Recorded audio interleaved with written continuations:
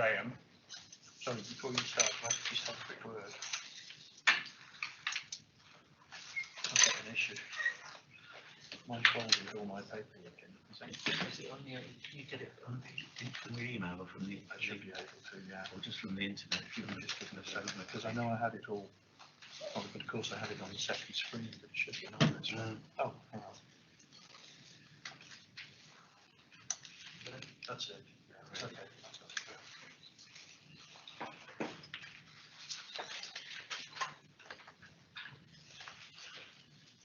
Okay, thank you everybody. Welcome to this meeting of the Licensing Subcommittee.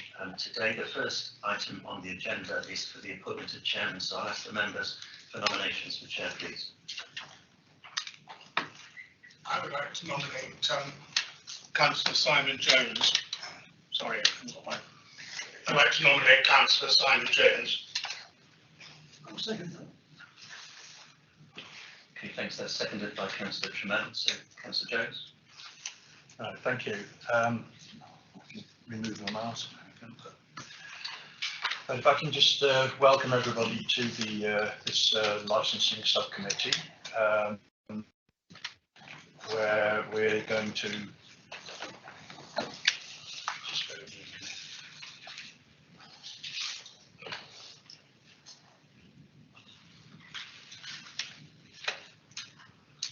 discuss the application for a variation of the premise licence, Bridge North Football Club, Crown Meadow, Bridge North. First of all, I'd just like to read out the chairman's statement. The committee has read and considered the representations and evidence submitted by all parties in relation to the application. Therefore, presentations should be succinct and kept to a brief summary of key points. There is no need to read out written representations or reiterate the details of written representations at great length. The chair will intervene if it is felt that presentations are becoming overly long or going off track or do not relate to the application being considered. The procedure for the hearing has been provided for you. In general, we will aim to keep to this order of business to ensure the timely and fair conduct of the hearing for all parties. If it is felt necessary during the course of the hearing, the committee may make the decision to deviate from the procedure. This is the committee's decision. There are opportunities throughout the hearing for each party to ask questions of others following their presentations. Please ensure that you use this opportunity to ask questions only and not to make any further points or statements. It is for the chair to decide if questions are appropriate and relate to the matter in hand. Any behaviour considered to be disruptive by the chair will lead to parties being asked to leave the hearing. Does anyone have any questions regarding the hearing process or how the hearing will be conducted? No. Question for the licensing officer. Have any of the representations made been withdrawn? No, Chair. Question to all parties. Would any party present like to withdraw their representation? No. Okay. Does any party have any evidence not already submitted which they would like to put forward for consideration? Please be aware that this can only be done with the agreement of all other parties present and the subcommittee, and may necessitate the hearing being adjourned so it can be properly considered by all parties and the subcommittee. Are there any such additional evidence? No? Okay. And does any party have any, no, we're not calling witnesses. Fine, right. Okay, so everybody should have a copy of the procedure. That's the green document.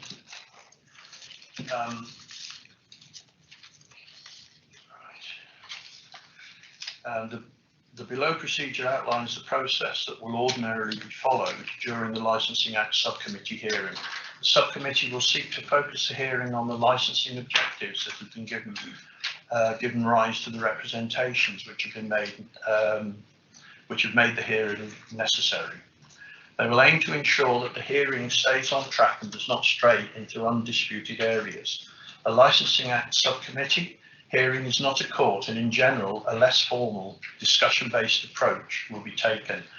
The below procedure provides a framework for this to ensure the principles of natural justice are applied and that each party has an opportunity to be fairly heard. It will ultimately be for the chair of the hearing to determine proceedings using their discretion, whilst ensuring the compliance with the Licensing Act 2003 Hearings Regulations 2005, SI 2005/44. Licensing Act Subcommittee committees are meetings held in public and not public meetings. Therefore, only persons who have made valid representations or their representative will be permitted to speak.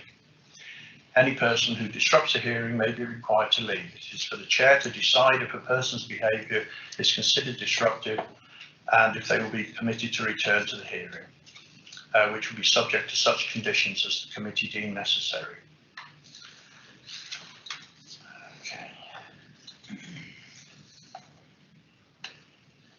It's important for the hearing to be conducted in a fair and open way, and that no member of the committee has an interest in the premises or relationship to any person making a representation which might influence their decision making.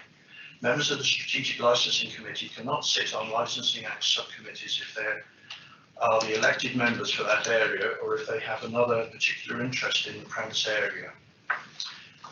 So I'd like to know if are there any declarations of interest from any of them?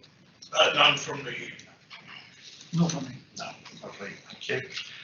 Right, I'll now ask for the committee to introduce themselves and then everybody in the room to introduce themselves as well. Okay, so my name's Simon Jones. I've been appointed as chair of this subcommittee. I'm Shropshire Councillor for the Shawbury Division and I'm vice chair of the licensing committee. David? I'm Dave Tremell and I'm a member for the Highland Division. Oh, sorry. Yes, Dave Tremell, Shropshire Councillor for the Highland Division. I'm Robert Tinnell. I represent the Brown Key Division. Ross O'Neill, Public Protection Officer, working in licensing. My name is Graham White. I'm a solicitor with Shropshire Council. I'll be the legal advisor to the committee, the subcommittee this afternoon.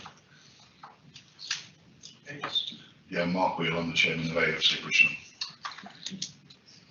Yeah, my name's Graham Dean, I'm the treasurer of the floor. Afternoon, Sarah Glover, resident in China. Robin Glover, local resident. Brent Diddles, resident directly opposite the football club. Tony Steele, opposite the football club. My name's Ian Pearce, also I live opposite the football club. My name's Patricia Jackson, I live in the area of the football club. I'm Julia Buckley, I do live near the football club, but I'm also the local councillor for Bridge North West. I'm Carrie Ann Water. I'm Emily Marshall, committee officer. Thank you. Okay, so the first item on the agenda is the licensing officer to present their report. Okay. Thank you, Chair. So I'm for the record public protection officer working within the licensing team and responsible for today's report. So you're here to consider a full variation application for AFC Bridgnorth Limited for their licence held at Bridgnorth Town Football Club, which is Crown Meadow, Inch Lane in Bridgnorth. Ground is set within a residential area and a playing field and a park adjacent to the turnstile match day entrance. In your report, you've got Appendix A and B, maps and photographs to assist you to setting the scene. The current licence held by the club is for on sales only, with the players' lounge and the main bar the only rooms that are licensed. Again, Appendixes C and D, and the current licence and the plan will help you see that yourselves. The applicant can currently have live amplified and unamplified music both internally and externally between 8 and 11 o'clock at night for up to 500 persons due to the deregulation of the Live Music Act 2012. Recorded music is allowed inside in the licensed premises. Due to the current business and planning bill, they are allowed external consumption of alcohol until March 2022 due to COVID issues. The planning and business bill was introduced for that to allow all premises with on sales to utilise off sales. The application is to add off sales for consumption of the premises, and the licence is also for the outdoor area between the club and the turnstiles, which would allow temporary external bars and recorded music in that area. The applicant is also looking to licence the football pitch itself for 2 events per annum, which would be for over 500 persons. Appendix E and F of the application, which has been redacted, and the proposed plan to replace the current plan. Additional conditions proposed by the applicant have been set out on the application, and that's what they're suggesting that they can do to promote the 4 licence objectives. 2 authorities during consultation, namely environmental health and trading standards, agreed conditions from their representations, and again they've been set out in the report for you to consider from their professional point of view. Planning did make a comment, but their representations details again are in the report, and that refers to planning permission that the club has, which dates back to the late 70s and early 80s. There are no authorities, as you're aware from the introductions here today, representing any of themselves. There have been 10 representations of other persons, which predominantly have been received in relation to noise concerns from the club itself, and then 1 I have determined to be impartial, and that person is supporting both the club and the community and wishes for them to have a good working relationship. All other persons remain outstanding. Some persons have not turned up today to amplify their representations, however everyone that has introduced themselves today. The applicant has also provided supporting information after the report was submitted to yourselves, which I've been made aware was posted to all persons submitting representations, and it's also been made available to yourselves via email. The application remains as it was, except for the amendments made by Environmental Health and Trading Standards as agreed by the applicant. So the legal terms of why you're here today is to consider and determine the application. To do this, you must give appropriate weight to the promotion of the 4 licensing objectives, any representations and supporting evidence, the 182 guidance of the Licensing Act 2003 and Shropshire Council's licensing policy 2019 to 2024. You may refuse to grant the application, or you can grant the application with or without conditions, in full or in part. Your decision must be justified with supporting evidence. All involved parties will then receive the decision notice, and all parties involved have the chance within 21 days of receiving that decision to appeal to court. That's it for now, Chair. Right, thank you.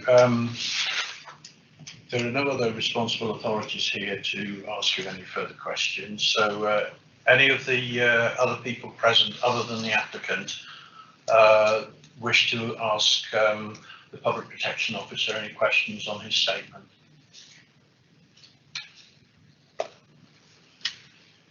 No? Right, do you have any, sorry, the applicant, do you have any questions you want to ask the Public Protection Officer? No. Okay. Members of the committee, do you have any questions you want to ask? Yes, inevitably I can't find it now, but I read somewhere the applicant requested a licence until 9 o'clock as opposed to 11 o'clock. Where have I got that from?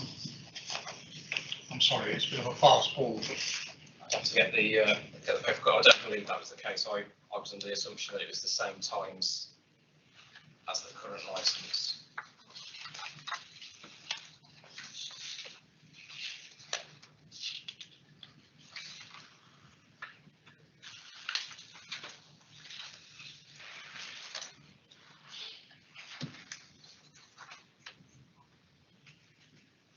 I believe you've read that on the application, Councillor. is that page 41? No, there's it. On page 41 of the report.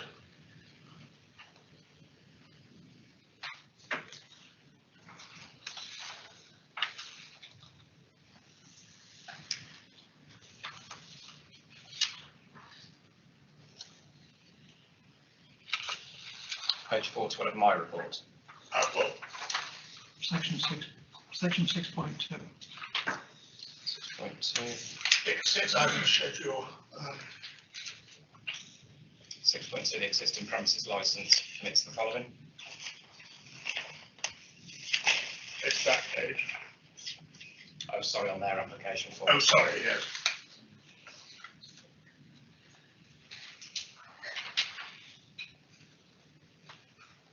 It's section 6.2 on your report as well.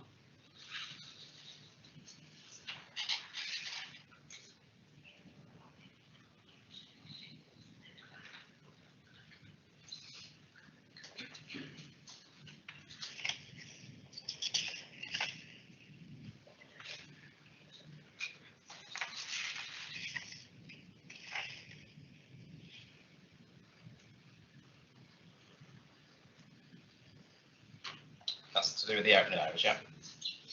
Yes, what it says, please read guidance note 7. Live music brought within the premises will only take place prior to 11:30. Outside the premises, following committee decision, it is requested that live music must be permitted until 11 p.m. However, it is our intention to terminate live performances at 9 p.m. Yes, So I'm a bit confused. Yeah, that's actually the applicant's, the application. That's not part of Public Protection Officer's report. That question needs to really be directed to the applicant when they present their case. Yeah, and just to clarify that, Chair, as well, that is something that the applicant has proposed. However, due to the Live Music Act, to enter the deregulation, they are granted that permission. So if a condition was put on a licence that he could come indoors at 9 o'clock, we couldn't actually enforce that kind of licence from the perspective because of the Live Music Act. It'd have to be re-regulated for a review. That makes I'm not sense. sure I entirely follow that. Anyway, the that's in the report. Yes. Live music, amplified and unamplified, due to the Live Music Act, was deregulated in 2012. So if they propose conditions that have come in at 9 o'clock, then that's for them to do and achieve. But we can't put that condition on their licence before 11 o'clock unless there was a deregulation following review application. So they're proposing it and they're saying they're going to do it, which is all good and well if they do it. And then that potentially stops We them. can't We can't propose. But We, if they, we can't make that decision. That is not in our remit, in our power to actually enforce that. No, I It's just thought, included in the I thought licence. it was a very sensible offer, that's all. Yes. Yeah, But no, it's, as I say, that's not something that we can actually Unless it's more than stipulate. 500. yes, you've got 500 people and it's got to be licensed, hence they want to license the pitch. And obviously environmental health, if there is complaints and it's prior to 11 o'clock, environmental health can investigate it. If they determine a public or obstruction nuisance, they've got the power to call a review. We'd then be sat here for a review application, then you could re-regulate the act and then put conditions Chairman, I to that. think the applicant was, The applicant is aware of, I've numerous, he was shaking his head and I wondered whether he needed to come back. that's my report, that's just my report to the minutes, so obviously there will be further dealings throughout the hearing. David, any question? I just want to clarify again, if I can, the application, the proposed application for the extension of the hours of live music. If you just bear with me a minute, I'm just getting it back up.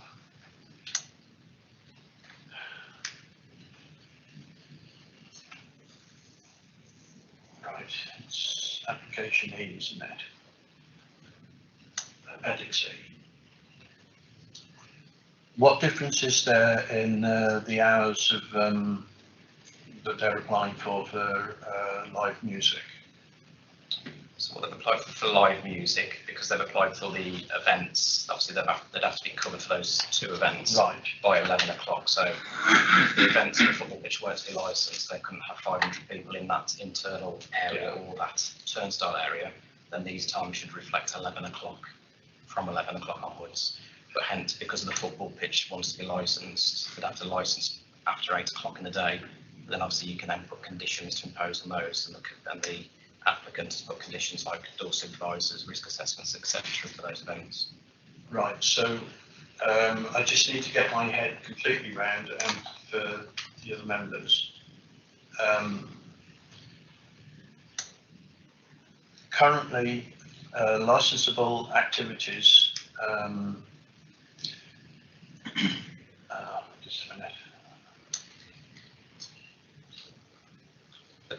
licence they have is for the building itself, so they've only got the 2 rooms within Right. the building licence for on sales. Externally, they can have live music, amplified and amplified because they'd be classed as a workplace under the Live Music Act. Yeah. If they were doing that between 8 and 11 o'clock for up to 500 people, then it's not a licensing activity. So what they're trying to achieve in layman's terms is they want to add off sales to the licence to allow consumption away from that building. But then they've also put the red line, the licence area within that area between the premises and the turnstiles. That area would then allow consumption or sales, sorry, within that area for sales of alcohol. So they could potentially have an outdoor bar, ad hoc, not obviously they didn't plan permission, it was permanent. And then also they could also have recorded music in that turnstile area as well. So that's what that additional red line would give them if that was granted. Right. But then the football pitch is another separate entity really, because that's when they could get over 500 people and they would need that licence for the football pitch for those events. And then they propose conditions. Right. Okay. So as it stands at the moment, with regards to recorded music or live music, the hours which they're licensed for, it doesn't come within our jurisdiction anyway. It's deregulated times. Yes, so if a licence is pre-2012, before the Act, that still remain on a premises licence. Yeah. And I believe this is where originally the confusion came in. I believe the police have turned up to this location and they have live music outside, which they can, but the police loves the licence, and if you look at the premises licence, they can't. But because of the deregulation, they can. They can, yeah. So the licence says one thing, the law says the other thing. So Yeah. I've tried to do the reports as best I can to kind of. I think that's the issue. It's conflicting information, isn't it? It's changes of the acts, the Live Music Act speaks to the Licence Act, but yeah, layman's terms, that off sales, they want off sales to grant it. At the minute, they can have consumption in that building. So if you turn up at the club tonight, COVID, yes, they can because of that, but long term, after March 22, you can go into the premises licence as a normal resident, buy a drink, but you must consume within that building. You can't So go you can't go out to the pitch, or even that small internal area. So the licence plan you've currently got is what's then licensed. Yeah. All the other live recorded music and other things were prior to 2012 necessary, but they're not now. And then they can obviously go outside. So you can go outside and do live music, but you're going to have to stand inside the building to drink your alcohol, unless you have a soft drink and listen to live music. But they can't have recorded music in that area. Hence, that red line's been expanded outside to even recorded music. Right. Okay. I can see you with me. Okay. Well, okay. There is a mud. Yeah. Okay. Right. Thank you for that. Sorry, Craig. Yeah. No, it's fine. Oh, just turn your microphone. Right. Sorry. Chairman, I think one of the problems is that we don't actually have a red line, we only have a black line on our papers. Yeah, that's the previous plan, and unfortunately, prior to me attending the council, the licences, the system's changed numerous times, and a lot of licences won't have red lines, so we can, whatever's on the plan is licensed, so hence that plan that you're looking at, that is the licensable area. There's no outdoor areas on that plan. There's no red line, so that is the licensable area. If you look at the new proposed licence, unless someone's printed it up in black and white for you, there should be a nice red line around it if you look on your computer, and that red line shows the building, the external area between the building and the turnstile, and the football pitch. Yeah. That's what. Hopefully that makes a bit more sense. That's why it's a full variation application. They've got what they've currently got. They want to vary it to the proposed new one. Okay. Right. So we now move on to the applicant to present their case, and this is the opportunity for the applicant to summarise their case for new premise licence application, variation to premise licence applications and temporary events notices. So if you'd like to present your case, as applicant. Okay, this process started last year when we had a visit from the police because we had some outside music. We went through our licence with the attending police officer, and there was no mention of music in it, and we realised we had a problem. So we rang the licensing committee and asked them for a site visit to come and assist us, as obviously we were new to the football club, we'd only been there 4 years, and clearly the last licensing check had been, or variation had been done some time ago. It was then we discovered that what is in effect our beer garden, which is the outside smoking area, wasn't licensed for drink, which clearly causes us a problem. And we decided to apply for a variation licence just to cover the drinking on the benches outside, which, as I say, is the beer garden, smoking area, whatever you want to call it. We also decided at that point to apply for a full licence for the pitch, because we obviously found out that it wasn't covered, and historically there have been events at the football club. I think there was a music concert some years ago where they put music on in the afternoon, and a number of people camped, and it's clearly that's a money-making opportunity for us. We haven't had any events like that in 4 years, and as a committee we wouldn't arrange one because we're all volunteers, we haven't the time or inclination to do it. However, if somebody came along and was prepared to put an event on, we would like the opportunity to consider it, and then allow them to organise the event, where we would obviously make the money through our bar sales or food sales or whatever we could do, and that would cover the pitch area. There's no suggestion that we'd do, or we've applied, I think, for 2 a year. I mean, I think that's optimistic. It would never ever be more than 1 in reality. And at the moment we have nothing planned, but we just wanted, as we were applying for this variation for the patio area, we thought we'd do it all in one go rather than come back in 12 months' time if that event took place. So that was merely a convenience thing and a cost issue. So that's why the application for the pitch is involved in what is in effect just an attempt to licence the patio area so people can sit outside, smoke, drink outside like every other club. That's all we're trying to achieve. Right. Okay. Licensing officer, do you have any questions at all? No questions, Chair. No. Responsible authorities, there aren't any here. Other persons, have any of the objectors got any questions they want to ask the applicant with regards to their statement there? If you could indicate if you want to. Yes. Yeah. I have lived in my house for 48 years. I remember that event, and that event went on into the early hours of the morning. And yeah, it was very, very noisy.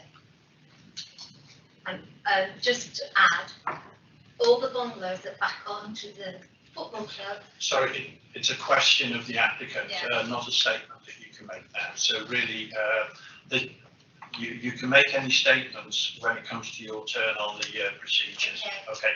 At the moment, it's a question to the applicant. Okay. Sorry to cut you off. No, that's but, okay. I've never been to one of these before. Has anybody got a question of the applicant? Yes, sir. If you could announce who you are, sorry. Is that working? Robin Glover.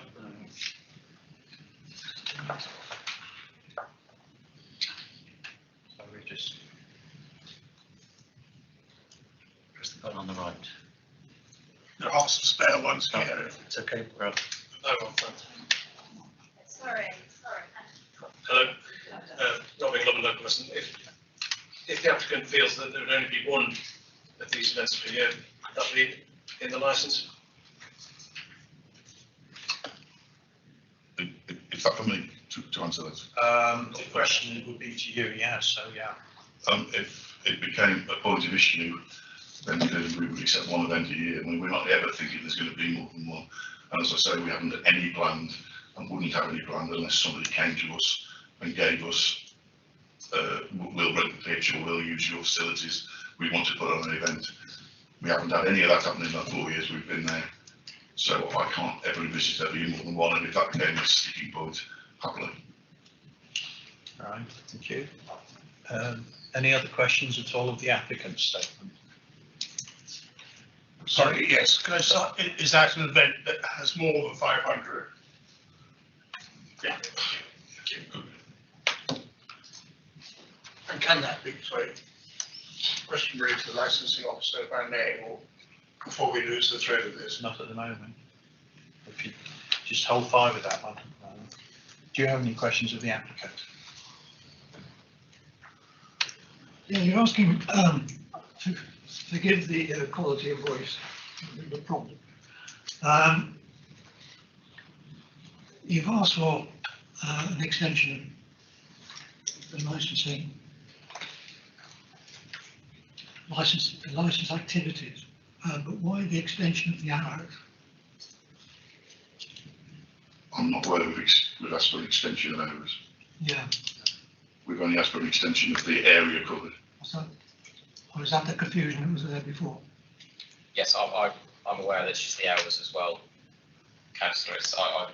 The application is to keep the hours as it was and extend off sales and the area, football pitch and the extent. Apologies, my confusion. There was some confusion at the beginning. Do you have any other questions of the applicant? No, not of the applicant. Right, you say you've strayed from procedure if it's a relevant question to the licensing officer. Yes, if the football club are offering one or two licensable activities on the pitch, on the field, i.e. more than 500, can that be a condition of the licence? Yes, that's obviously I think it's been noted, and that's the discussion. So later. the objectors who are objecting to this application, they can be reassured that it would only happen once or twice a year.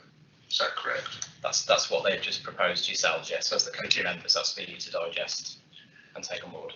So if I may, so other than that aspect, we're here to consider whether we allow outside drinking as alcohol. The rest of the application is to be considered. Thank you. I think I've got that, Chairman. Right, just on that one point, Ross, with regards to one event a year, could that not be covered by a temporary events notice? It could, Chair, but the obviously 500 people more would not be covered on a 10, hence the premises licence application would be needed. So the application says 2. Yeah. They've obviously just mentioned, or the question was asked 1, they've said yes. So it could be 1, but that'd be an event would be over 500 people because it's not an event. Yeah. It's not licensable until it's over 500 people. Yeah, okay, right, yeah, okay, understood. Okay, right.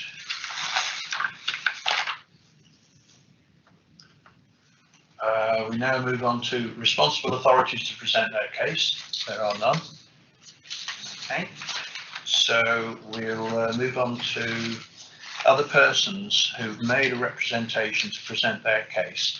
This now is for the objectors. Do we have supporters in here as well, or was it all just objectors? It's 10 reps, Chair, and there was 1 that was marked as impartial, which was Julia Buckley. Oh, right, yeah, Julia, yeah. Okay, so if the objectors individually would like to announce themselves and turn their mic on, announce themselves and present their statement, their representation. Okay. My name's Ian Pearce. Oh, sorry. No, that's all right. Someone's got to go first. Ian, Sorry. you beat them. Just that I live opposite the football club. My main concern, one is the traffic situation can get a little bit silly. And as much that there's cars parked pretty well all down the road. Some of them are double parked, some of them parked fully on the pavement, all 4 wheels. Emergency service vehicles could have a problem getting through, I think. My other objection is just that we need some control over excessive noise. Not just because of the event, that's not quite so bad. It's like when it's finished and they all pile out into the car park and they're all shouting to each other in the car park, and it can be quite loud at 1 o'clock in the morning. So my main objection is the traffic and the noise. Right. And obviously, if it can be controlled, then that's okay. And the parking. Okay, Ross, do you have any questions as the licensing officer of that statement? No questions, Chair. No? Okay. The applicant, do you have any questions of that statement? No questions, but I could answer some of the points if that's relevant. Okay. We don't open until 1 o'clock in the morning, very often at all.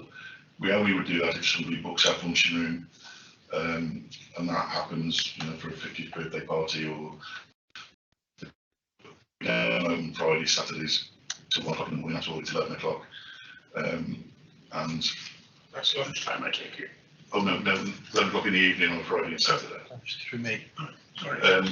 We don't open Monday evening. We only open for the male voice choir to use our facilities for training.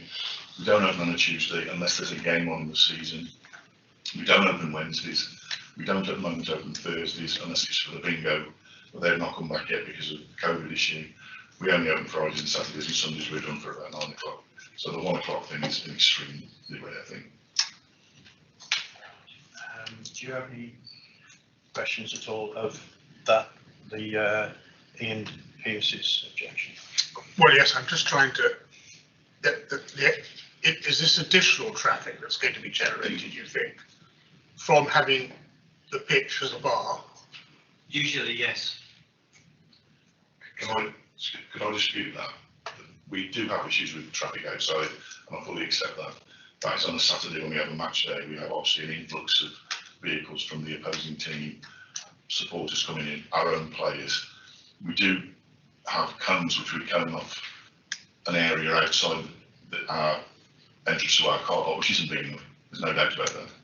But we're council owned, and no matter if you ask the council to extend the car park, which would solve our problems and the parking, we can't afford that. That's something for them. But all that putting the cones out does is displace some of the parking. And I appreciate it's a problem, but that is match day issue. It's nothing to do with the drinking.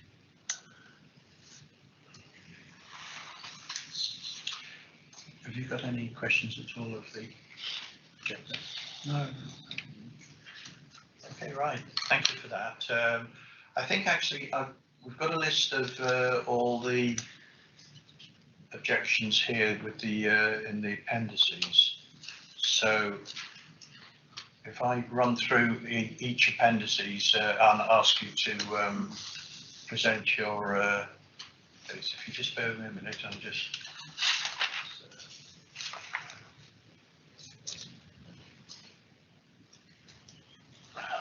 Let me get page first.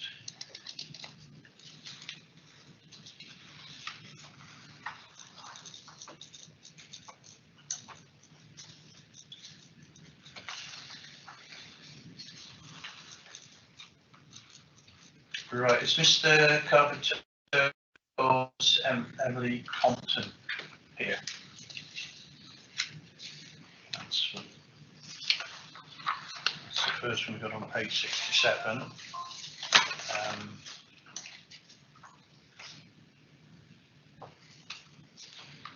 So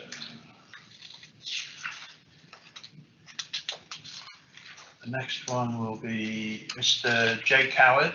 Is he here?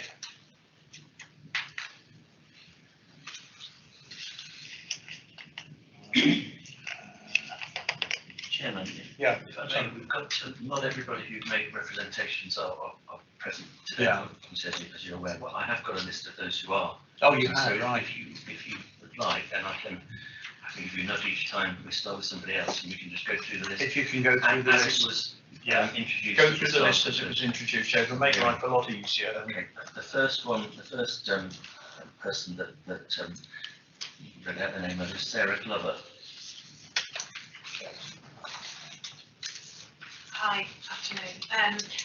We have prepared something in support of our representation, but I don't think we quite thought this would be sitting arrangements. So Robin's actually got our prepared statement. So if I can ask my husband to speak on behalf of both of us, because he's got that. Thank you very much. I'm sorry to split you up. I know, it's fine. Okay. Right, okay then, so Robin. Thank you, Chair. So, can you remember to switch your mic off when you finish speaking? It affects all the other mic. You keep, Okay. sorry, you're keeping your mic on the whole I time. can't see the microphones. Oh, yeah. Sorry. Okay, Okay, thank you, Chair. Yeah, we support the club in its application to hold one large event a year. We recognise the requirement of the football club to generate income through live music events. We do have a request the boundary for the licensable activity of recorded music to remain as the inside of the clubhouse and function room.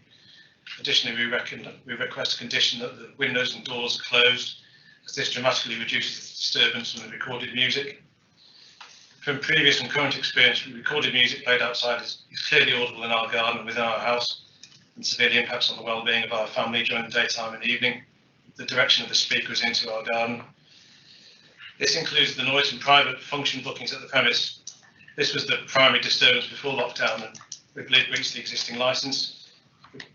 We don't believe that private functions are extremely rare events. They're quite a regular occurrence on Saturday evenings.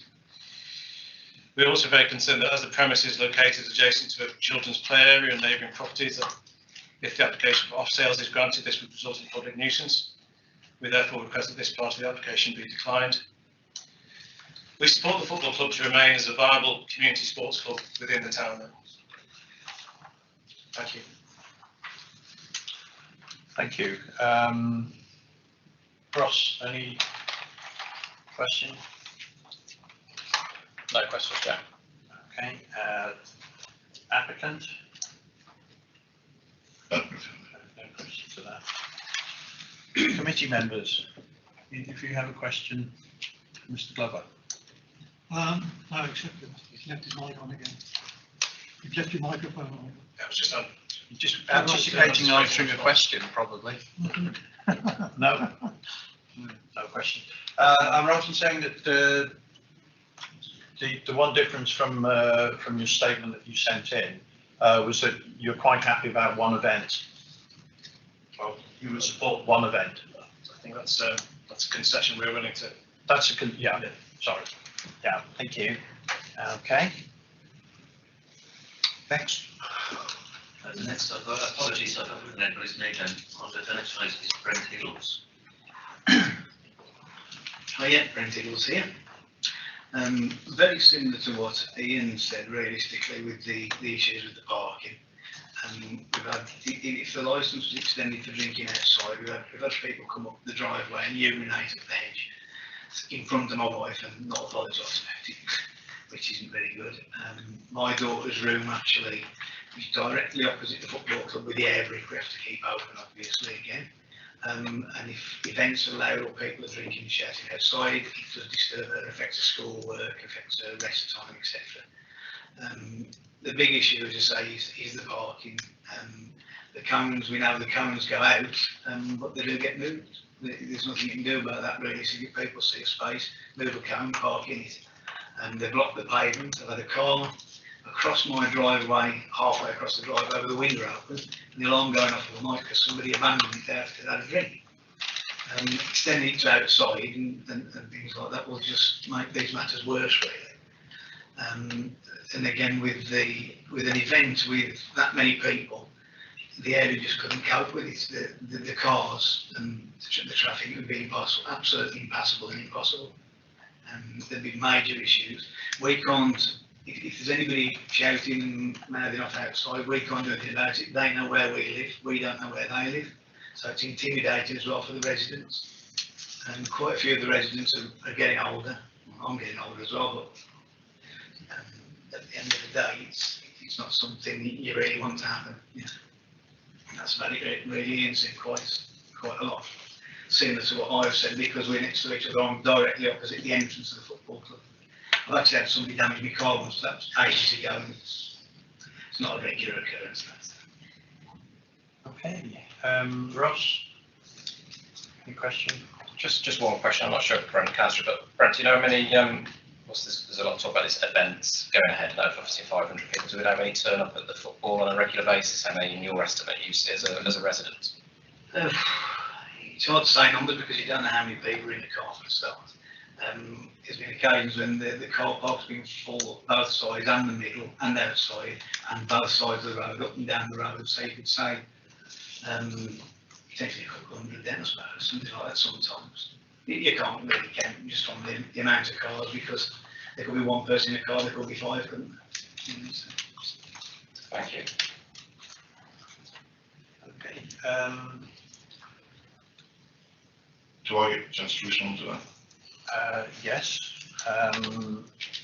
As the applicant. The issue of parking, I can't see the connection between that and the licensing of the outside drinking area. I appreciate parking is a problem, but to me it's a completely separate issue. We're never going to stop the parking issue because every Saturday we have, or every other Saturday, certainly we have a home game. That's got nothing to do with the drinking at the club. None of those people are going to come and get drunk and leave and squeal off in their cars. That is purely to do with football, people turning up to either watch or take part in or officiate or run the football on a Saturday.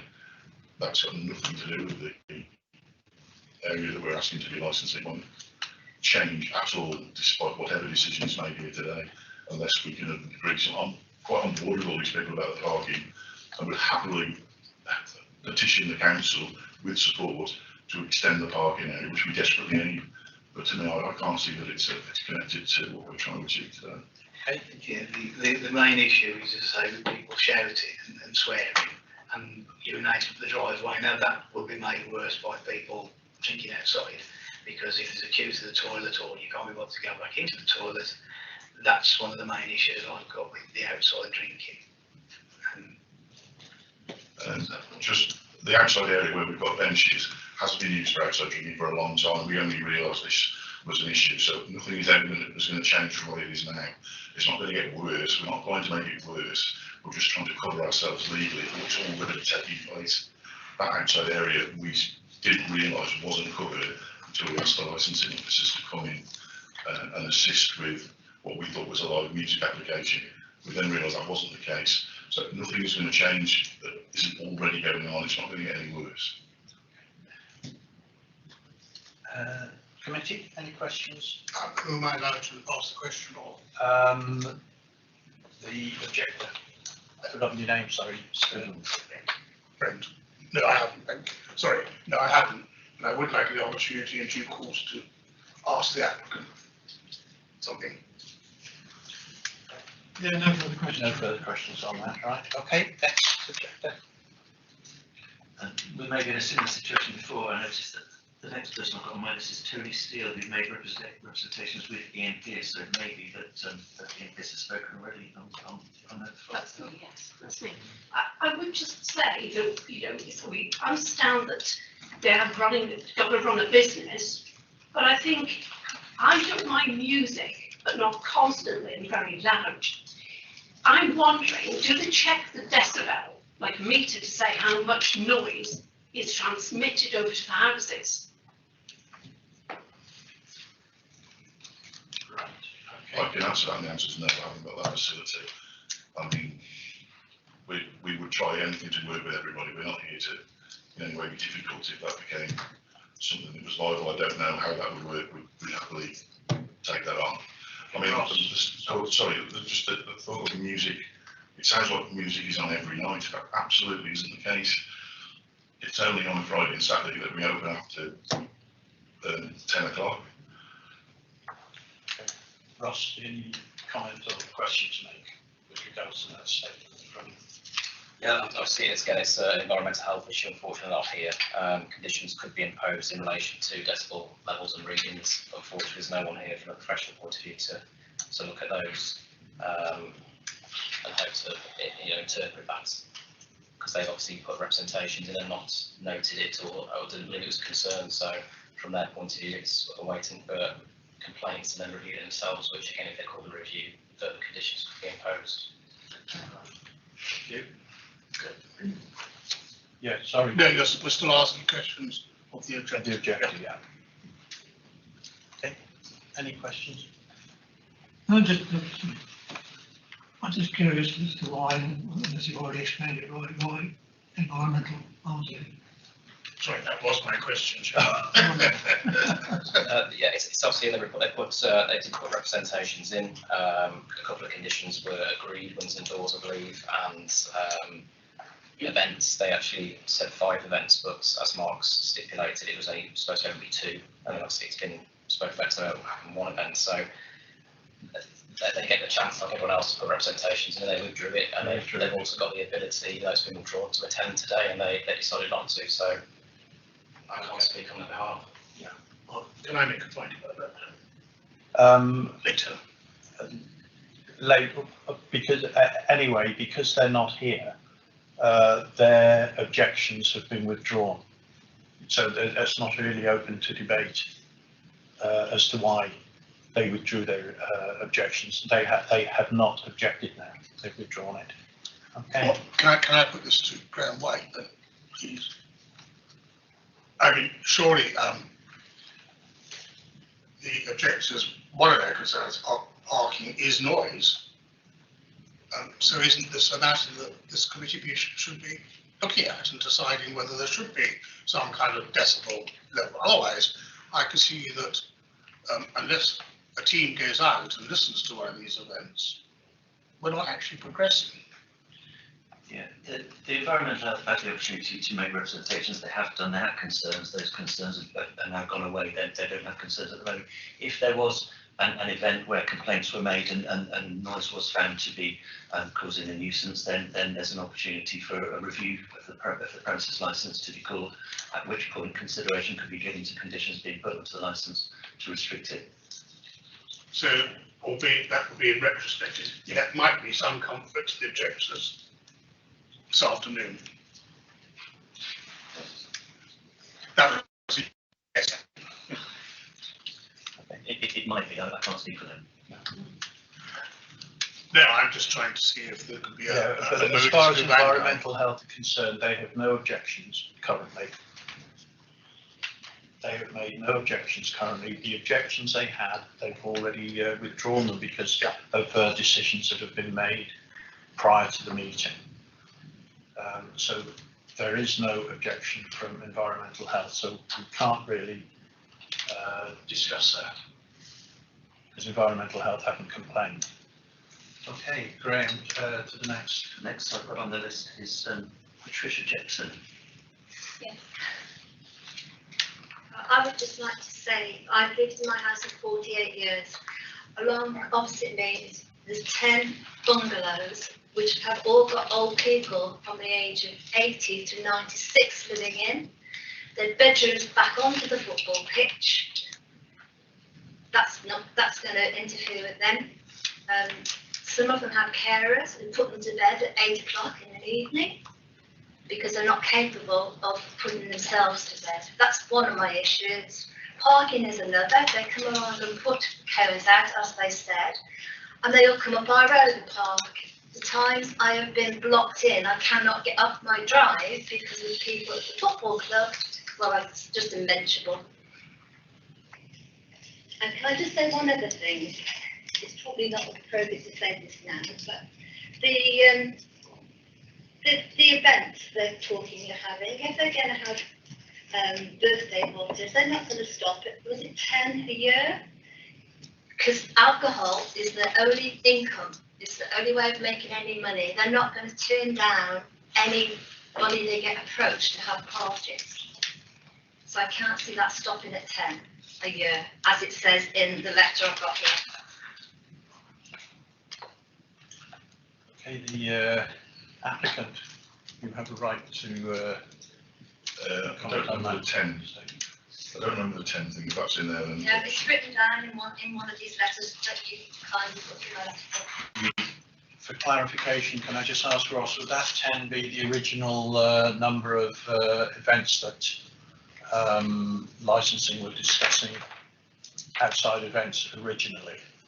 No, Chair, if birthday parties inside the building under 500 people, it's what's currently on the licence. That's not a licensable issue.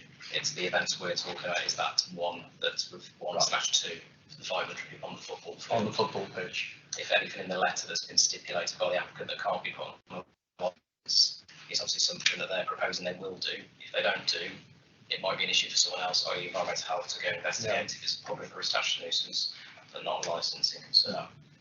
Because that licence is the current licence, which is not being amended.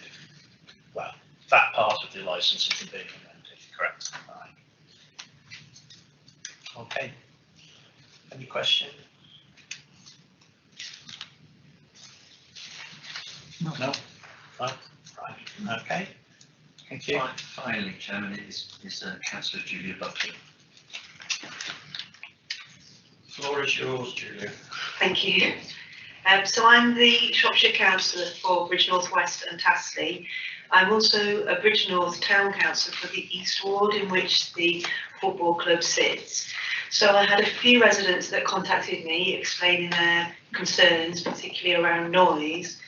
The things that they raised are what we've heard today, so concerns around absolutely fundamentally the volume of the music. That's the number one issue. I can see people nodding their head.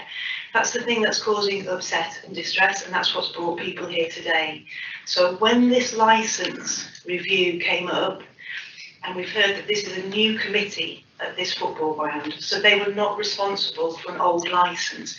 They're trying to put paperwork in to make right what wasn't there before. So most of this application is the status quo being confirmed in writing, but the residents then see the application and then say, we're very worried about music and we're worried that it's going to increase.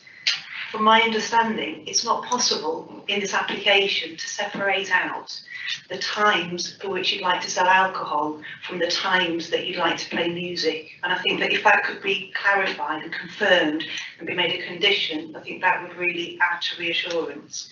I did put in my representation that the volume was the main issue. So if that could be used in any way to ask the environmental protection team to be involved in measuring the sound, I think that would reassure people. The other thing that I want to say is two things, one about parking and one about COVID. So let's remember why people need to drink outside.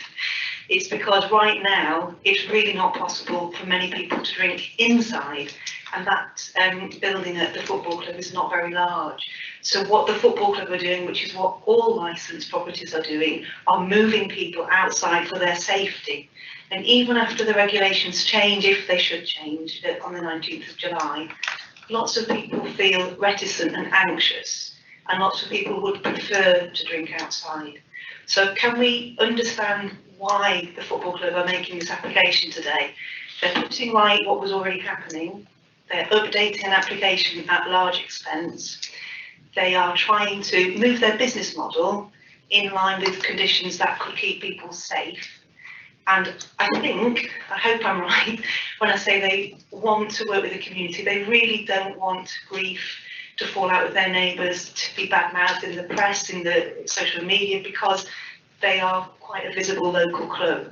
So I want to be a voice for residents who feel distressed about the volume, but I want to support the club if they're amenable to accept some conditions.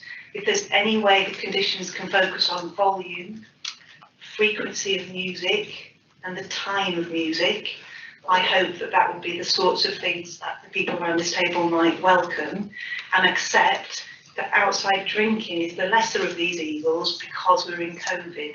And even post-COVID, there's going to be more people who want to drink outside than inside. I hope that that seems a fair representation of both sides. Thank you.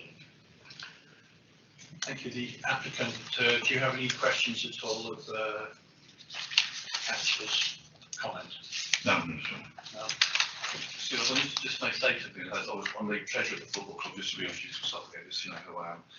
Can I just thank Councillor Buckley for the quite succinct overview of what we're trying to achieve here?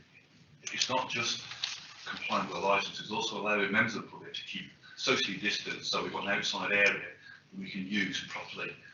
There's always a problem with the function room and the main bar room that we have, in as much that there's no air conditioning there. On a hot day, it is unbearable in there, despite the fact that we do have doors and windows open. With the access that we have onto the area we're now trying to license, which is the outside drinking area, the doors invariably open all the time because the people are coming to and from. So restricting on the licence on the doors and windows having to be closed when we're playing music is difficult to enforce, and it creates enormous heat inside the building, which just doesn't make it possible to do. I accept the fact, I accept a number of facts that have been made by certain people here today, including the issues with parking. We've gone out of our way to try and achieve some kind of satisfaction with all people. Indeed, on times that we have visiting members of the football teams, or visiting members of the public that come to our premises, we advise them to try and use the area down the road where there's a youth club, which is now closed. They've got a parking area down there, so we try and work hard to try and make sure that we make it easier. We're very, very aware of the traffic problems, so there's not much more we can do about that. But I do think the issues that will present themselves with the music being heard by the members of the public is that the rooms are not comfortable unless there's some kind of ventilation going through, and I don't know how we get around that. Thank you. Ross, did you have any questions at all of Councillor Buckley's? No questions, Jack. Do any of the other objectors present have any questions of what Councillor Buckley has stated? Sorry, yeah. Sorry. Is it possible to, as Julia said, to split out the licensable activity of drinking and the licensable activity of music in the licence? In the outside area? I think, and I think Ross will correct me here, but the issue with the licensing alcohol and then the music, the times of the music are not, because of deregulation, are not within our remit. I'll just check that with Ross. Yeah, so the remit, what they've currently got at the minute is the live, amplified and unamplified music externally on a current licence. What the application is proposed is to add off sales, so the consumption would take place outside, but also because they've extended that red line into that area between the premises and the turnstile, then the off sales wouldn't be necessary because they're still on the premises, because the red line would be extended. Yeah. So yes, you could say, well, you don't have off sales, but you keep the red line, but obviously also reduce the red line and keep the off sales to allow consumption. Having that red line would obviously allow a bar externally in that small area, plus recorded music. So, sorry, your suggestion there is that if the red line was removed from the football pitch itself, just to the building and the open area, which, well, as you say, between the turnstile and the building. Yeah, you've got, obviously I can't, I can give you, but it's not me to do, but you've got the football pitch, has got the red line around it, small area which the applicant described as beer garden, and you've got the building. The building's licensed for on sales. There's 3 elements of the application. They've asked for off sales. If they were only granted off sales, that would allow consumption in that beer garden, in that turnstile area, plus the football pitch if necessary, because it's still off the premises, or for someone to take the container home with them, for example. The issue you've got with the red line is that any parts of the red line, like we discussed before, is that's the premises. Yeah. So that would then allow them to have on sales in that area, plus the recorded music. So if you're only granted off sales today, they could still have the live music, amplified and unamplified, but they could have consumption in that area. If you were to grant the football pitch, then obviously that area would be big enough to have 500 people. And if you reduce the red line, that turnstile area, so you kept it to the pitch and the actual building, and you had off sales, people could consume as their beer garden after the hours, but they couldn't have an outdoor bar or recorded music. Yeah. Alternatively, they have all 3 areas licensed, and then they don't need off sales if alcohol's not going to be going out to the boundary of the football club itself.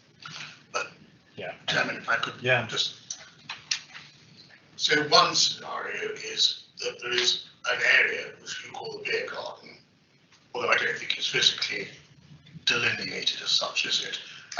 In front of or to the side of the existing clubhouse. Is that correct?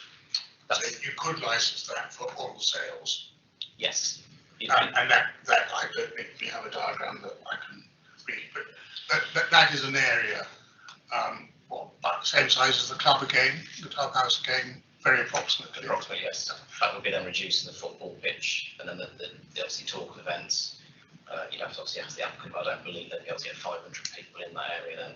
So Which area is that? if you reduce the red line off the football pitch, I don't believe you But, get. I mean, is it necessary to allow people to drink on the football pitch itself, or just within that beer garden area?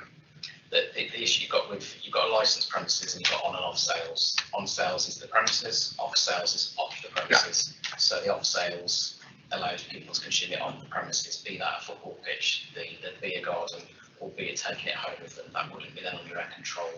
That'd be off the premises. What they've got at the minute is on the premises only, and that's the building. So if they were to extend, like I said, the red line to the beer garden on premises only, then they can consume in that area but not take it home with them, or into the football pitch or into the car park. They would get recorded music, it would be extended outside Because of the because if you get a premises license, you get recorded music part of premises license. If that red line is extended outside, they would continue with recorded music that would be granted as well. Yeah. They're different. They're different from a license perspective. They're the different options. Plus, obviously, you've got conditions, which obviously I can't. No. What words that you see there? What's necessary? So we're really a bit stuck by this dispensation for license for music under 500 people. It's been deregulated, so yes. Yeah. The issue you've got is if it can be re-regulated, as I mentioned before, but it can come from an applicant, as in another person sat in this room, but they've got to bring the evidence forward, put the application for a review, or it comes off environmental health, and that may be by monitoring the noise and monitoring decibel levels, or it may be, like I say, they just determine it's a public construction nuisance, but again, they're not here, and nor's the licensing authority officer. That officer is also not in the room to discuss conditions or put any representations forward. So no authority figure is here. So I'm representing licensing, but I'm not the licensing authority officer. Right. I'm not representing the licensing as an authority. That officer's not here. She's not putting any representations in. Hope that makes a little bit more sense. Sort of, yeah. Did you have a question there? No questions. We've strayed from procedure again. Sorry, yes, you had a question. Well, it was whether you would allow me just to follow up. Obviously, I deferred to, I didn't really sort of add anything in terms of representation. So if I can have a couple of minutes just to listening to others and what they're saying, I think it is, as we've said, about wanting to support the football club's community asset, but not to the detriment of our own well-being and our own home lives. So it's trying to find that middle ground. I think we're probably all agreed on that. And our big issue is around, the issue to do with the K parking, taking nothing away from that. But in terms of the licensable activities around that recorded music, and extending that on a permanent basis would be taking on board everything we're having to do around COVID, but extending that on a permanent basis will have a significant impact on us and has had in the past in terms of us being able to enjoy our own home and our own garden. So we've heard about music being played on a Friday and Saturday. It is also on Sundays. There is obviously under the current licence, you're able to pay, you have live music outside, fair enough, but usually that's only a couple of hours, albeit between sat in your garden on a lovely sunny afternoon and working all weekend, and you get to listen to the band for free, which is great. And then what we then have is maybe some wraparound recorded music. So under the licence, that could be from maybe 11 o'clock in the morning, and then after the band is finished until potentially, I think, 11 o'clock in the evening on a Sunday, we could then have amplified outside recorded music. So basically that's your whole day. And whether I respect the fact that football clubs say that's not what their intention is, I'm concerned about, obviously, you would have to do retrospective action to change it, although it might not be the intention. It is a business, and presumably if there's somebody who was willing to hire those premises and wanted that in place, it kind of sets a precedent, really. And I think the issue in terms of goodwill between the club and the residents is to, really think about what will have the greatest impact. there are other premises that are in city centres and town centres don't have that loud outside music.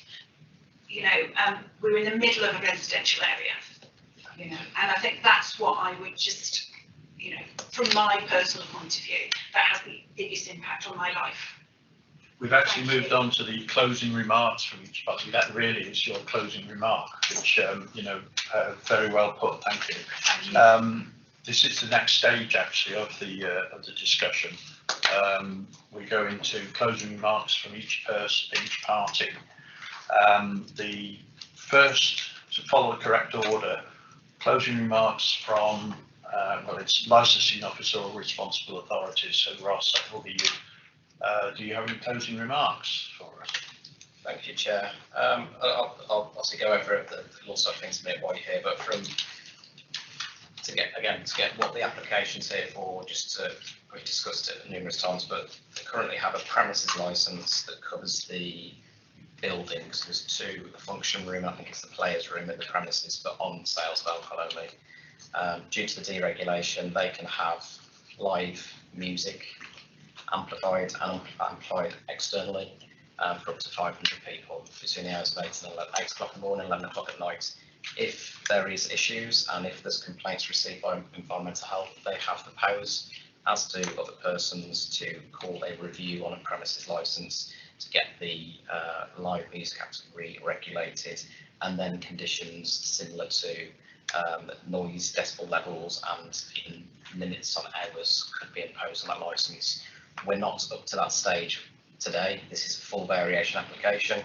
It's what the club are asking for, and I say club as in football club but premises licence, is to add off sales to the licence. Off sales alone would allow consumption externally from that building, i.e.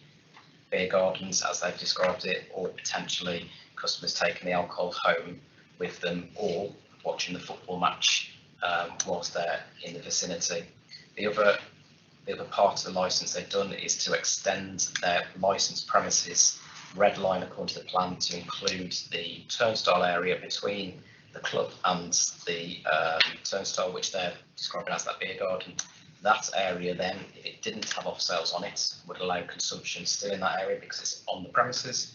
It would also grant them recorded music, plus also within the red area you can have sale of alcohol, supply of alcohol, which means they could potentially have outdoor bars, not permanent because obviously they need plan permission, but they could wheel, for instance, tables out, have alcohol and sell alcohol from that area. So that if that red line was in the area between the turnstile and the building, then that is what they would get from that. Recorded music, if it's background music, is exempt. It's not licensable.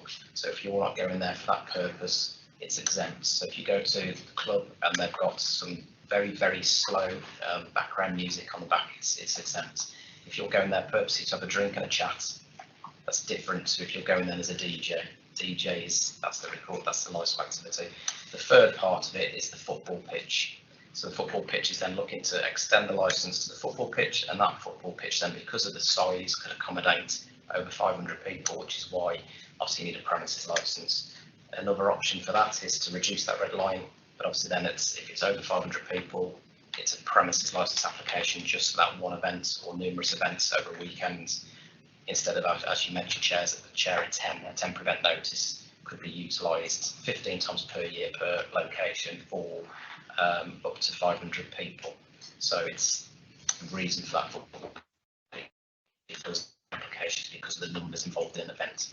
So that's, hopefully I've got it across. I've got it in my head, so hopefully I've got it across to yourselves from a layman's point of view as best as possible. So there is the three elements of it: off sales, the beer garden, the football pitch for events. Okay. There's obviously representations been received, there's things being noted, which obviously you'll have considered. Again, there's mention of one event per annum has been mentioned, reducing the licensable line not to include the turnstile area between the football club, as mentioned by the applicant, the beer garden, but also has been mentioned of reducing or not including off sales into the licence. If the committee were to consider reducing the red line to only the football pitch and building and not giving them off sales, then no consumption of alcohol could take place in that area. So just to reiterate that, if off sales were not given on the licence and the red line was reduced just to the build and the football pitch, no consumption would be allowed in that area, because they're still only on sales for the building and the football pitch only, not for that beer garden area. Okay. So then the reason you're here today, so I did mention this to start, we're here to consider and determine the application. To do this, you must give appropriate weight to the promotion of the 4 licence objectives. Any representations and supporting information, which you've all heard, the 182 guidance of the Licence Act 2003 and Shropshire Council's licensing policy 2019 to 2024. You may refuse to grant the licence, or you can grant the licence with or without conditions, or in full or in part. Your decision must be justified with support and evidence. All involved parties will receive the decision notice once it's been produced and given to myself, and they all have 21 days to appeal it to the court. I think that's it for me, Jen. Thank you. Other persons, the objectors, if you want to, have you got any sort of closing remarks you wish to make? Obviously, it doesn't include repeating the case that you've already made, but if you have any points to clarify, or how you wish the the outcome of this meeting be. Okay. So we'll go. Yes, sorry, it's possible to just have a very brief conversation with my wife, just outside. Is that possible? Be very, very brief. If you want to adjourn for 5 minutes. Does that mean we can have a little break? Chair, No, we've got to stay here. Sorry. just remember the meeting is live streaming still, Yeah. so the live session will continue. Yeah. I can just speak. Okay, so no, we need to stay in here. If I can continue then, Chair. Yeah. So as I understand it, our objection is not to the outside drinking. We appreciate that's a beer garden, and we've seen events during the Euros that have taken place with the general hubbub of outside drinking, and that's fine. It's as Ross said, the red line area in relation to recorded music, which is what we would seek to remain as the football club itself. Right, thank you. Any other objectors wish to just sum up how they'd like to see it, how this committee would, the decision? Okay. Yes.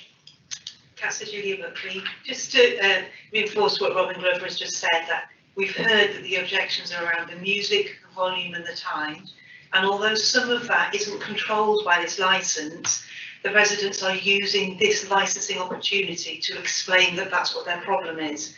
So they don't have a problem particularly with off sales, with the beer garden. I think there's a general consensus that one event a year of the pitch might be acceptable. So it's about not throwing the baby out with the bathwater and finding a way, either through conditions, or if that's not possible, that the football club makes some kind of commitment, some kind of legal commitment, a sort of contract which says these are the times that we will play music and not beyond, and this is the maximum decibels. And there are apps they can use, and they're not the noise app, to capture that, to check that that's okay. And I think, although that isn't actually the precise activity of this licensing committee, I think that's actually the bone of contention. And if we can find a way forward on that, I think actually the rest of the licence is probably acceptable to most people. Thank you. Okay, applicant, have you got any final? Yeah, with regard to what the council just said, and I think it somewhere is in our application, we fully take on board that obviously people live nearby, and any form of noise late in an evening would be a nuisance, and it would be to me. I'm not an idiot. We have agreed, and as a committee, we've met and discussed this issue. We're more than happy to have no amplified, live, or any music outside the premises after 9 PM. On a Sunday, we have some live music, but it's only 4 till 6. It would never be after that time, ever. The issues, as I see it, we're quite happy to to agree to that. With regard to functions like birthday parties, I know it's been suggested that we have hundreds of them. We do not. And you're happy to go through the diaries. We have maybe one a month. And the music is there inside, and we would turn that off. Never after sort of 11, half 11, we shut the music. We're volunteers. We don't want to be there till 2 in the morning on our own time. You know, we have lives also. And we're quite happy to make concessions with regard to what time music finishes, you know, on a Saturday night, maybe sort of midnight. After that, it will be end of, and we want there'll be last orders and everybody will be gone at 12:30. That's how we've always run it, and that's how we intend to run it in the future. This issue, with regard to the beer garden, all we want is to become in line with every other licensed premises has got, which is an area outside their premises for people to drink, smoke and chat outside the building. The music and noise issue, we'll work with people to try and reduce it. We'll try to bring it at the right time so that there is no late night music. As people leave the premises, if it's late at night, I can't hear hand on heart say somebody's not going to shout something out in the street. We sell alcohol. There's very little I can do about that. We do speak to people on the way out. After the England game on Tuesday, we called last orders at 10:30. I was outside at 11 o'clock, ushering people home and trying to keep them as quiet as possible. Clearly, they were in high spirits after the result, but trying to get people away from there. And we were done and empty by 11:15. That was a Saturday night with England playing. We do understand everybody's complaints here, but we got to run the team. We've got to make some money. COVID has been a massive issue. So we're trying to do it in the right way, and we try to do it and work with people. I'd like to think that we're quite open, and if anybody wanted to come over and say, look, it's a bit much, we would endeavour to bring it under control. We're not here to be confrontational in any way at all. From my point of view, it strikes me that the big issue, the main issue, seems to be the desire to actually include the whole football pitch in the red line area. I think that is what is concerning the residents the most. The red line within the turnstile and building area, it's really just would really just be legalising what is happening at the moment, virtually. The red line. Sorry, the red line in that, it would give them, it depends if off sales was granted, but the off sales, like I say, if only off sales was granted, it would give them what they've got at the minute, except consumption outside. Yeah. So they can't do the recorded music, they can have the live music unamplified and amplified, they can and then it's down to environmental health to investigate any complaints. If the red line is extended to the turnstile area, they can have potentially bars, ad hoc in some barbecues, etc., and recorded music, so they could have that DJ as well. So that's the issue with that turnstile area. And I think from the issue with the football pitch is that it's a football pitch. So from my interpretation of it is that it needs to be used as a football pitch for the football season, and then potentially having 2 events or maybe 1 event off season, so that if the pitch does get obviously damaged, then obviously it needs to be repaired, ready for the next season. So the additional, from my side, is the additional of the red area to be included in the licensed premises of the football pitch, with the idea of this event for over 500 people. So we've got, it's those 3 aspects. You've got the current building, you've got the turnstile beer garden area, and you've got a football pitch for potentially 1 event per year. Just to clarify, the intention of including the football pitch within the red line is the ability then to allow people to use the stand area whilst consuming alcohol. If you were to close the red line down just beyond where the outside area is, then people would not be allowed to consume alcohol within the confines of the extended area where the field is, and indeed standing areas of the 2 stands. I don't look myself clearly there. But that could be covered by off sales, could it not?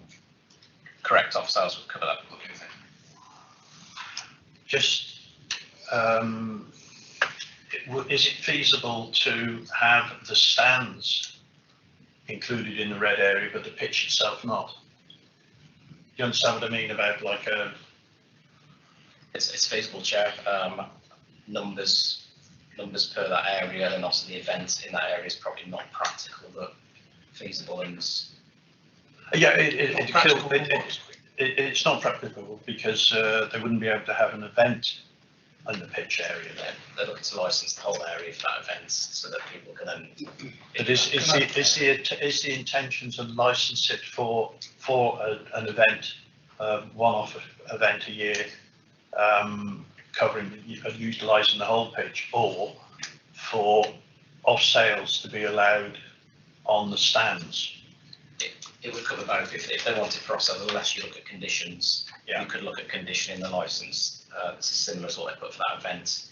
You could also condition it that area wouldn't be utilised for like I said, the normal day-to-day outgoing. So you could consider a condition to make sure that that football pitch is just for that area. Yeah. Yeah. Are we able to ask questions as you've been doing on the licence? Yes.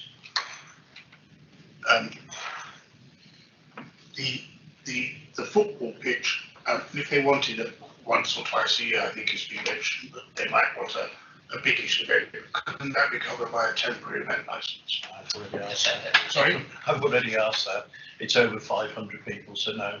Yeah, it's 500 people could attend. I mean, it's essentially yourselves as committee members. If this is your full process, it's like I said, it's the questions to the applicants really. It's to discuss those two areas. The event's 500 people, and it's that ability to have that recorded music and outdoor bars. But I think fundamentally the issue with the licence is that off sales was the predominant first issue. Sorry, I've either asked the question the wrong way or we haven't quite understood what I was trying to say. If we excluded the pitch altogether from the equation, and they wanted to hold an event, regardless of numbers, so plus or minus 500, they could get a temporary event licence for that. Up to 500 temporary, over 500 of premises licence. For that one event? For that one event. So is there a massive difference between the two? A temporary event notice you can get within 10 working days, or even late ones within 5 working days. Police and environmental health can object, so the price is £21, I think it is. And that will give you the 10. A premises licence application is depending on what the national domestic rental value is. So ranging from 100 to over £300 application probably for them, plus put in the newspaper, which they're charging around 150 to £200 at the minute for a 28-day consultation period. Potentially then for us to end up in a hearing like today if there's any objections. So there is, for an event of 500 people, there is obviously work to be done on it, and then the conditions proposed by the applicant are similar to ones that we'd expect for an event. I think I completely understand that, but if the football club were going to rent out the ground for an event of over 500 people, they would know far enough in advance to apply for a premise licence. As long as they did, yeah, we always recommend 2 months. 2 months is for the 28-day consultation period and 20 working days. If it's under 500, then they can apply for a temporary event licence, which takes a week. Yeah, same and that's the same in that. Well, no comment, not making a judgment yet. It's the same in that beer garden area, but recorded music, yeah, DJs, temporary event notices, yes, can be covered on a temporary event notice. Background music is exempt. It's not, like say, if you're purposely together for drink and there's just a little bit of background music coming from the speaker, that's exempt. However, it can still cause a public reception. So, pre-recorded music, like you get music, as they say, is different from, and at law there is a difference between that hosted by a DJ.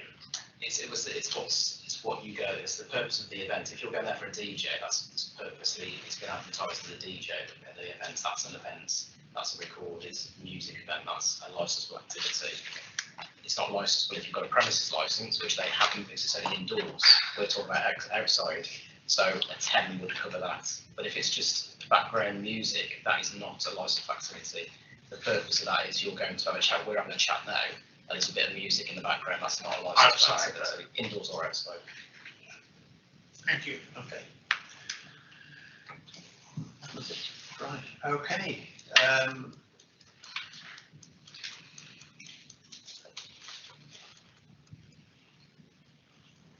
Right, I don't think there's any further legal points we need to raise with Graham. So I'd just like to sum up and explain the procedure for the deliberation. I just need to explain that the process for deliberation,